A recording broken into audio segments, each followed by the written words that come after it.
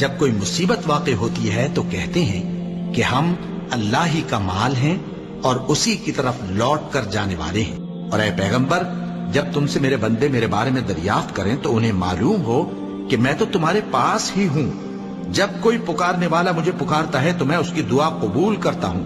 تو ان کو چاہیے کہ میرے حکموں کو مانیں اور مجھ پر ایمان رکھیں تاکہ نیک رستہ پائیں۔ اس وقت تم میں سے دو جماعتوں نے جی چھوڑ دینا چاہا، مگر اللہ ان کا مددگار تھا، اور مومنوں کو تو اللہ ہی پر بھروسہ کرنا چاہیے۔ اور اس مدد کو تو اللہ نے تمہارے لیے ذریعہ بشارت بنایا، یعنی اس لیے کہ تمہارے دلوں کو اس سے اطمینان حاصل ہو، ورنہ مدد تو اللہ ہی کی طرف سے ہوتی ہے جو غالب ہے، حکمت والا ہے۔ اور بددل نہ ہونا اور نہ غم کرنا، اگر تم سچے مومن ہو تو تم ہی غالب رہو گے۔ یہ تمہارے مددگار نہیں